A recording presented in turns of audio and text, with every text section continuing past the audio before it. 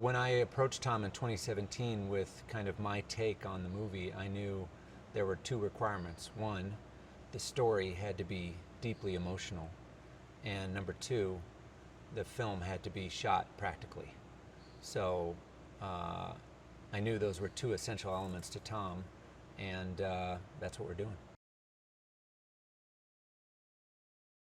First thing we had to do was develop a motion picture camera that could fit in the tight cockpit of an F-18. So my DP and I, Claudio Miranda, worked closely with Sony to develop a new camera system called the Venice, which allows us to put very high quality motion picture cameras, in fact 6 of them, inside the cockpit of the F-18 to capture all the action of the film. So we have 4 cameras on the actor themselves. We have a wide angle, a tight, 2 over the shoulders, and then we have 2 cameras pointing forward, capturing the forward view. So we have 6 IMAX quality cameras inside the cockpit with the actors while they run the scenes. The second thing we had to do was get the cast trained to actually be in a Navy airplane. So they had to go through the Navy training course to be qualified to sit in an F-18, be prepared to eject, to deploy a parachute, to swim in the ocean if they happen to land in there. So they had to go through all that training. Then Tom created a training program for them that took them from Cessnas, which is kind of a small propeller-driven aircraft, into an aerobatic airplane called an Extra 300, into an L-39, which is a small jet, aerobatic jet, and then eventually getting them into F-18s because they need to have the physical stamina to endure the intense forces on their body while doing some of these maneuvers. This film is a culmination of all of his experience from Top Gun through all the Mission Impossibles. Everything he's learned in making action films for 3 decades has kind of culminated in the making of this film.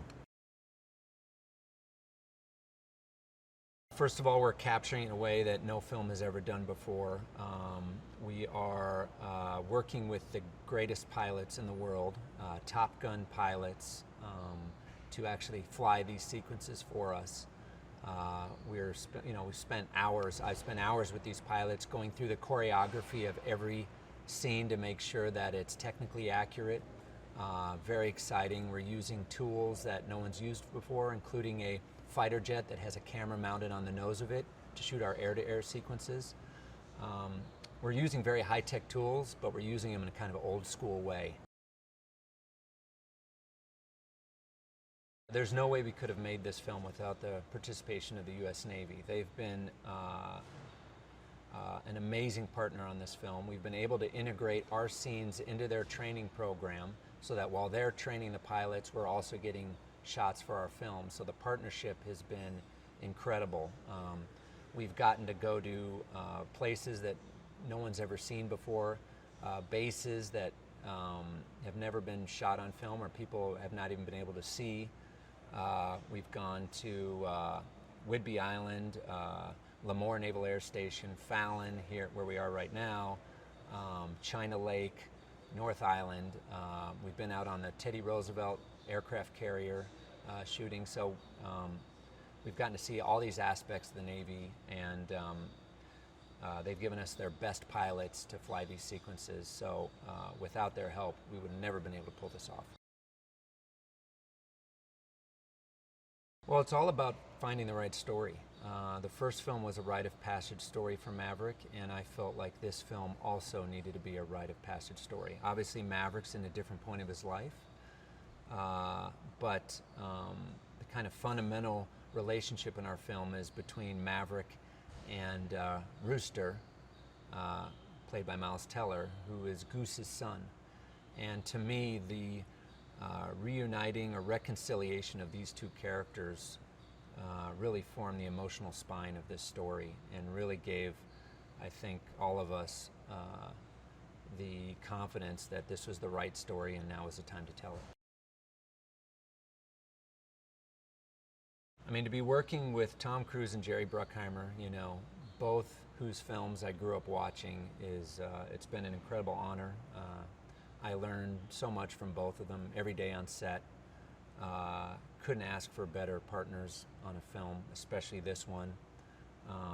It's been an amazing experience, and I feel very lucky.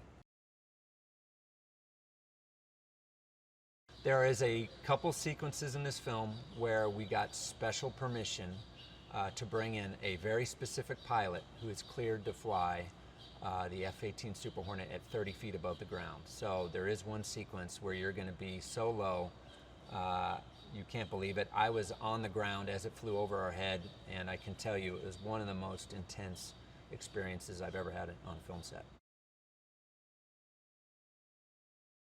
I think Maverick, in some ways, is the character that made Tom a superstar. So I think for him, this film holds a very special place in his heart, knowing that it's kind of the film that kicked things off for him, you know, kicked it off to a whole new level. I think that Maverick is very close to Tom's. Maverick and Tom have a lot of similarities in terms of their personality. They're always pushing the envelope and trying to see what they're, you know, always pushing the envelope of what they're capable of, pushing the envelope of the machine or airplane or what, you know, whatever it is that they're currently in. So it's amazing to see Tom return to that role, put that jacket on, put the sunglasses on, and see him go back into that character. You're going to experience aviation in a way that you've never experienced it before. You're going to be lower, faster, more thrilling.